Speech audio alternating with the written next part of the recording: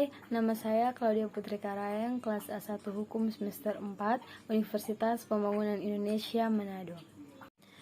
Ya, baiklah, saya akan memaparkan sedikit garis besar dari makalah yang saya buat, yaitu tentang hukum asuransi. Asuransi atau pertanggungan adalah suatu perjanjian dengan seorang penanggung yang mengikatkan dirinya kepada seorang tertanggung dengan penerima suatu premi untuk memberikan pergantian kepadanya karena suatu kerugian, kerusakan, atau kehilangan keuntungan yang diharapkan yang mungkin akan dideritanya karena suatu peristiwa yang tak terduga. Dalam Undang-Undang Nomor 2 Tahun 1992 dirumuskan definisi asuransi yang lebih lengkap jika dibandingkan dengan rumusan yang terdapat dalam Pasal 246 KUHD. Menurut ketentuan Pasal 1 Angka 1 Undang-Undang Nomor 2 Tahun 1992, asuransi atau pertanggungan adalah perjanjian antara dua belah pihak atau lebih, dengan mana pihak penanggung mengikatkan diri kepada tertanggung dengan penerima premi asuransi untuk memberikan pergantian kepada tertanggung karena kerugian, kerusakan, atau kehilangan keuntungan yang diharapkan atau tanggung jawab hukum kepada pihak ketiga yang timbul dan suatu peristiwa tidak pasti atau untuk memberikan suatu pembayaran yang didasarkan atas meninggal atau hidupnya seseorang yang dipertanggungkan.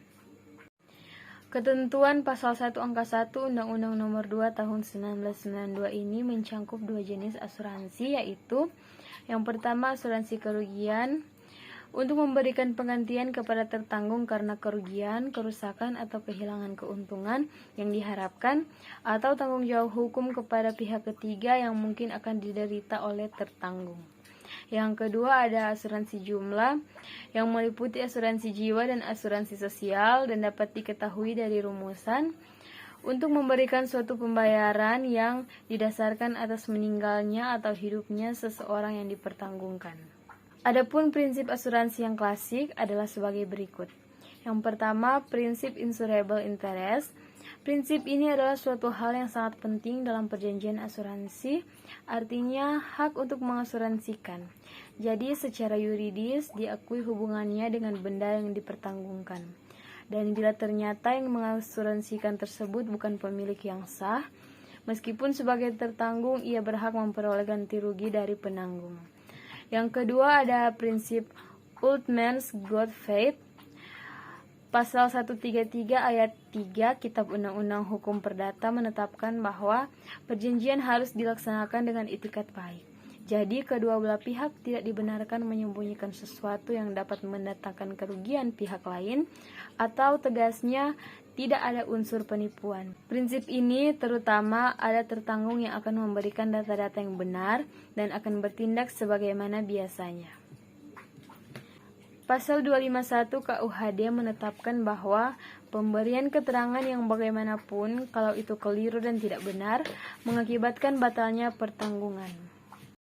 Yang ketiga, prinsip indemnity, yaitu seorang mempertanggungkan kekayaannya dengan maksud jika suatu saat timbul musibah yang menimpa, maka barang yang rusak, musnah, atau hilang akan dapat penggantian kerugian dari penanggung seperti keadaan semula. Pihak asuransi akan mengadakan penggantian kerugian kepada tertanggung hanya sebesar kerugian saja. Jadi dalam penggantian kerugian, tidak dibenarkan memperoleh penggantian yang lebih besar daripada yang menjadi haknya. Pasal 253 KUHD menetapkan bahwa pertanggungan hanya sampai pada jumlah nilai benda yang sesungguhnya. Dan yang keempat, subrogasi.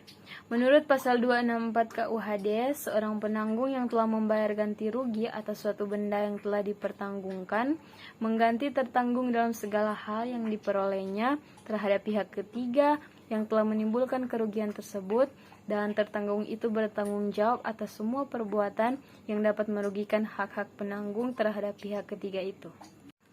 Demikian garis besar yang dapat saya paparkan dari makalah saya. Dan teman-teman, di kampus kami di Universitas Pembangunan Indonesia Manado terdapat beberapa fakultas. Yang pertama, Fakultas Keperawatan, yang kedua Fakultas Hukum, yang ketiga Fakultas Teknik, yang keempat Fakultas Pertanian, yang kelima Fakultas Ilmu Sosial dan Ilmu Politik, dan yang terakhir Fakultas Sastra Inggris. Dan untuk teman-teman yang ingin menjadi mahasiswa baru di Universitas Pembangunan Indonesia Manado, teman-teman bisa akses link yang ada di bawah ini.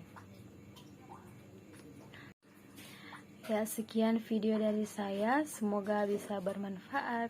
Terima kasih.